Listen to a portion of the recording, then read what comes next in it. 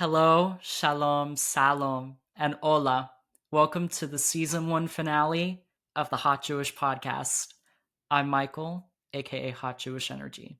You can find me on Instagram, Twitter, and TikTok at Hot Jewish Energy, at Hot Jewish Podcast, at Michael T. Valdes with an S at the end, and at Hot Jewish Short King.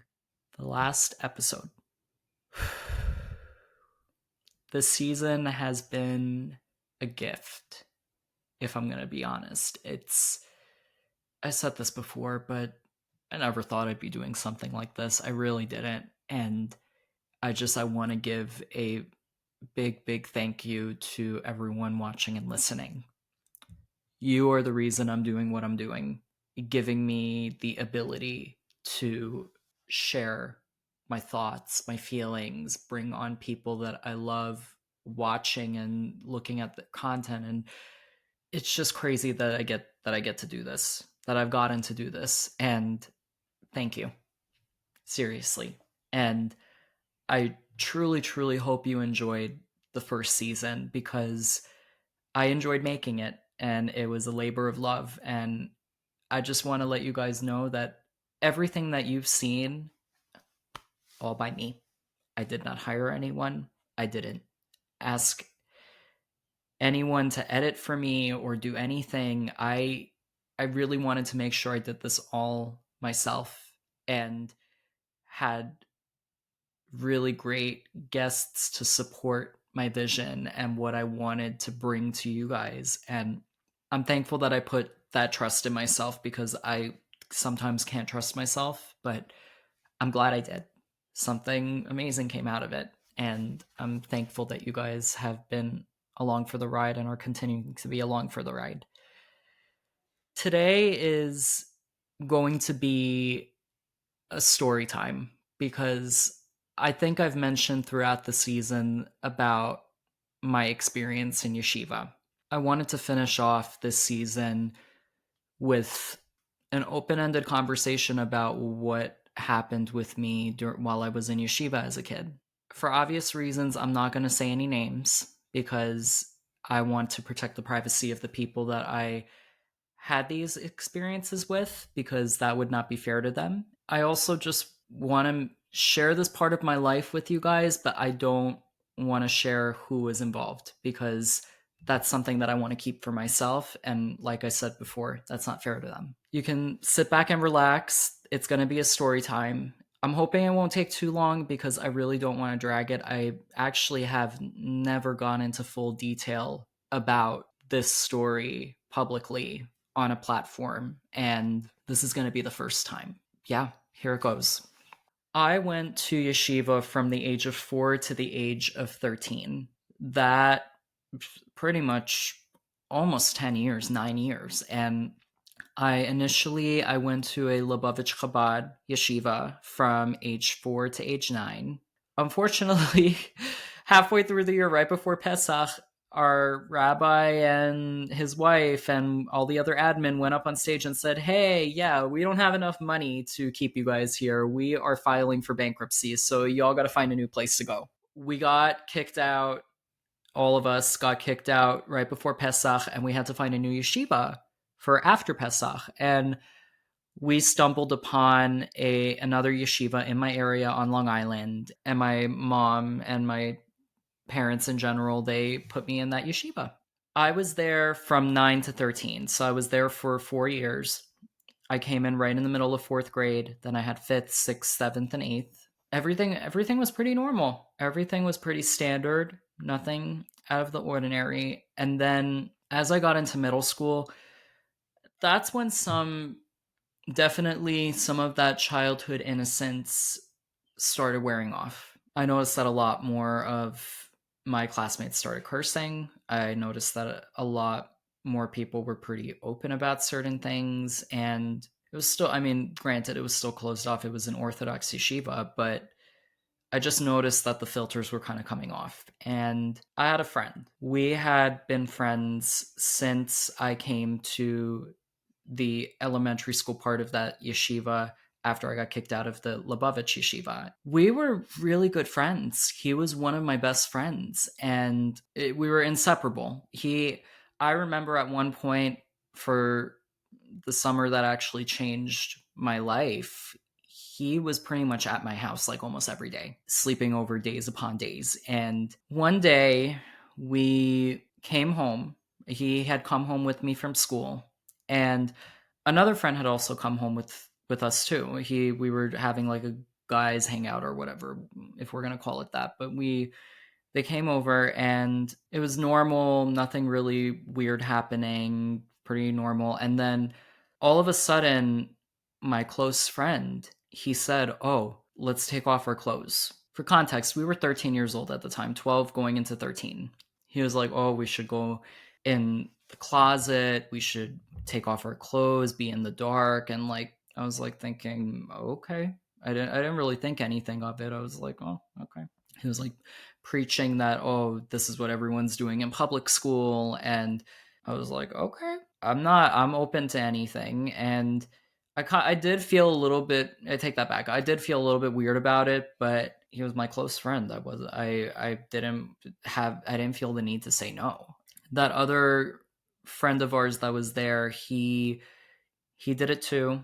I guess like when we were in the closet together with the lights off, we were like touching each other, nothing too serious. And they both went home after. And I was like thinking that was weird. That wasn't normal for me at the time. It didn't feel normal. And the other friend, he got weirded out by it. He was like, yeah, no, not for me. Then he still was our friend while me and my close friend's friendship continued. He was still our friend, but not like definitely didn't want any involvement and stuff like that. I thought it was done. I thought that was like a one time thing. But then me and my close friend, every time he would come over, we just kept taking off our clothes and like just like touching each other. And it felt weird to me at the time. I didn't understand what was going on. I didn't necessarily not like it. It was a weird feeling. I didn't not like it, but I didn't love it. I was just very confused. And as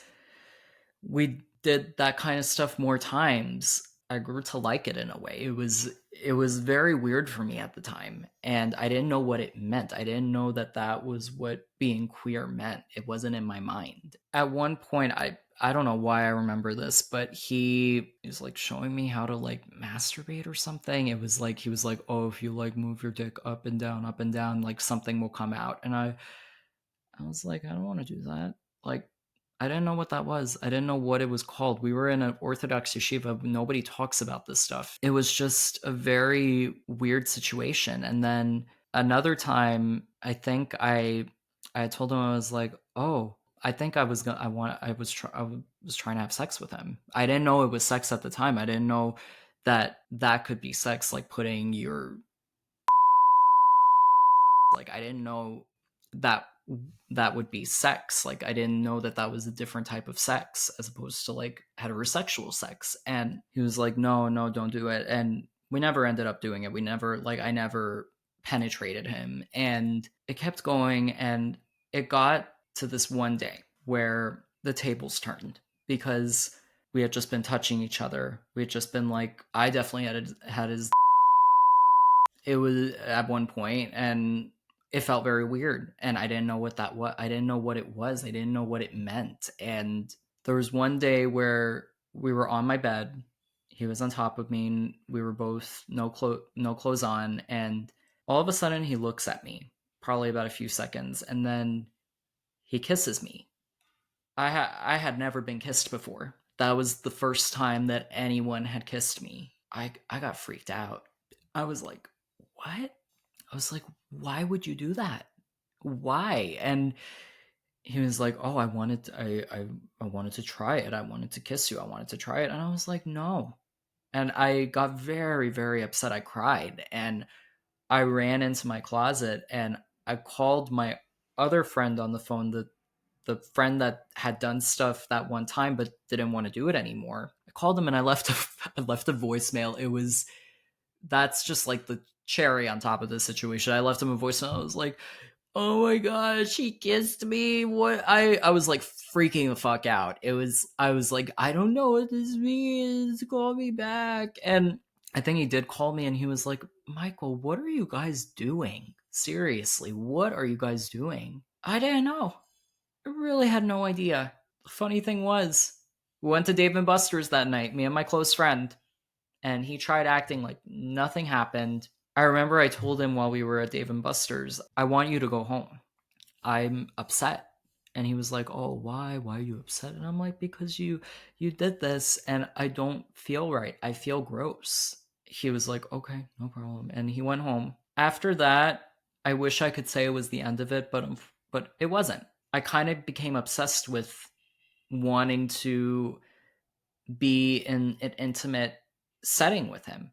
I wanted to be like, I mean, it sounds weird, but I wanted to be naked in a room with him. I didn't want to kiss him, but I wanted to be naked with him in a room and like touch him and whatever. And I wanted him to touch me, and obviously all consensual, but I kind of be craved it in a way. He kind of, after that moment, things kind of went south. He started hanging out with other people in school. They were such a bad influence on him.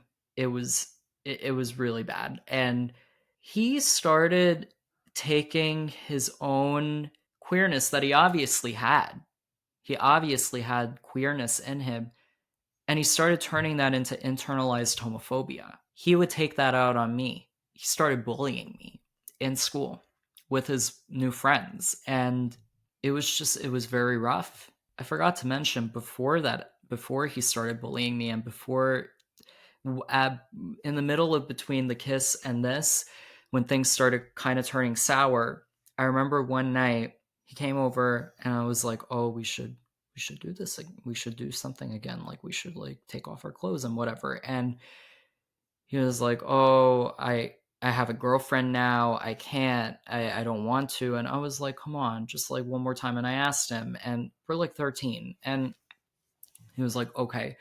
And I kid you not, I mean, he was able to get it up before, but he was like looking at a photo of his girlfriend trying to get himself up. He was like, "Oh, I got to look at a photo of her." And I was like, it was kind of weird it was very weird in the moment, but now that I think about it more, like that was just, it's still weird. It's still weird. It's still weird. And I was just like, what? You started this. You're the one who initiated this. You're the one who led it on. You're the one who got me comfortable with doing this, and now you're going to throw me under the bus and you're going to be like, "Oh, I have a girlfriend now. Oh, I'm straight." Well, he didn't say he's straight, but he's like, "I have a girlfriend now." And I'm just like, I got really upset. Then he started bullying me. Then the internalized homophobia started and he started bullying me. He was with this girlfriend and it was really bad, to the point where we were on a class trip. He was just being such a dick. He was in the room next to us in the hotel. Me and some other guy had to room together for the trip. We went to DC, and him and his friends were in the room next to us, and the walls were so thin. They were banging on the walls, like being total assholes. And it got to a point where I got him barred from graduation because he was just being so mean. He knew that I wouldn't go over and tell everyone that, "Oh, he's into guys. He did this with me." Because he knew that I didn't want anyone knowing that about myself. I didn't tell anyone. He got barred from graduation, and or I think he was only, or I can't even remember. He got some form of punishment. I think it was barring from graduation, but I didn't see him again after that. He tried reaching out to me once on Facebook, and I was very upset with him. And I told him, I was like, "Just fuck off. You made me miserable." I blocked him, and I have not heard from him since. I don't know where he is. I don't know what he's doing. But even with all of that damage that he did, I still hope that he's in a good place. I went through mental hell the next 4 years. Throughout high school, I was very, very confused. I didn't know what I wanted. I didn't know how I wanted it. I didn't know who I was. I was lost. Thankfully, though, I was in my first relationship ever when I was 18 after after high school, going into summer before college. And I'm thankful that I had that, because that kind of put things into perspective for me, of that it's okay. You can feel this way, that it's okay to be queer. It's okay to be interested in men. Why are you hiding this from everyone? It should be something that's normalized. And thankful to him, to my one and one and only ex at this moment. I don't know if you're going to watch all of this, but if you do, thank you. You opened my eyes, and I'll never forget it. I hope that my close friend from elementary and middle school, I hope that you're doing well. I hope that you're true to yourself. I hope that you're not closeted, even though I hate that term. I don't like the term coming out either. I remember my friend who, Lacey, if you're watching this, she told me, she said that she was talking with someone and they had told her that, oh, it's not really coming out. You're inviting everyone in. That has not left me.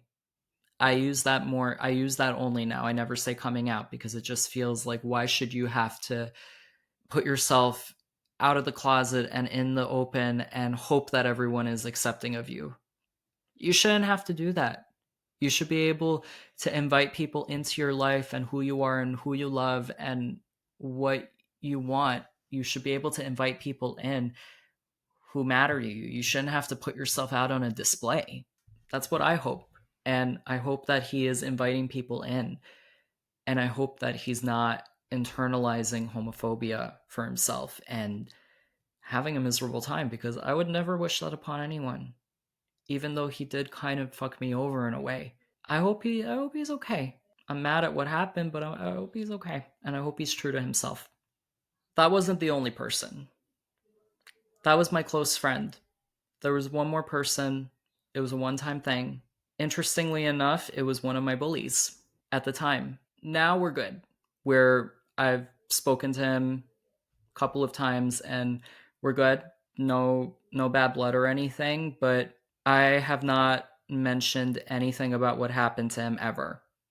Like, since that day, that whatever happened, we kind of similar thing that I used to do with my close friend. We would take off our clothes and do stuff, but we did that. I hope he's doing well too. I mean, I know what he's up to, but I hope that he's able to be true to himself. Or if he realized that after that situation it's not for him, okay. I hope you find your person, whoever they are. I hope you're honest with yourself, because that's the biggest gift you can ever give to yourself, being honest and loving yourself and loving who you are and not keeping it in, because it's not going to do you any good and it's not going to do any good for the people around you. I hope you're able to be happy. With that said, that is it for the Hot Jewish Podcast. I don't know if you guys are going to be able to take anything away from that story or series of stories, but the one thing that I hope is that you're able to embrace yourself fully, that you don't fear who you are, as long as it's not hurting anyone, that you're kind to yourself, that you're kind to others, that you hope for the best for people, because that's something that I've had to learn to do, because I can be all petty and bitchy however much I want, but that's not going to do me any good. I'd rather hope that someone is succeeding than them failing, because them failing isn't going to do anything for me. It's not going to give me any gratification. And why would I want someone else to fail? Why would I want someone who, in a way, people that opened up my eyes to who I am, why would I want them to fail? I can be upset about what happened and the way that it happened, but the outcome, I couldn't have asked for a better outcome. I am free to be whoever I want to be. I am an LGBTQ plus Zionist Jew, and I love whoever I want to love. I couldn't be happier. I'm very, very grateful to have you guys here. I'm grateful to be able to do what I'm doing. And that's it for this first season of the Hot Jewish Podcast. And I'm really, really happy to announce that season 2 is on the way.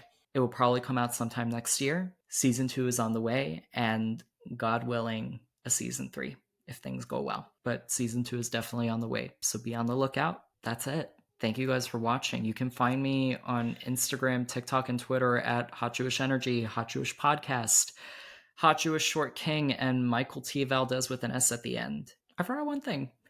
For my yeshiva besties who are watching, now you know what the fuck I was doing in yeshiva! I don't. I've never told anyone from yeshiva what happened. Any of that. Now they're gonna know, and they're gonna be like, what the fuck was going on? And I'm like, I know. I don't know what the fuck was going on, but I'm happy and I'm queer now. So you know what? Fuck it. Have a great day, night, wherever you are. I will see you in season 2 of the Hot Jewish Podcast. Thank you, and be kind.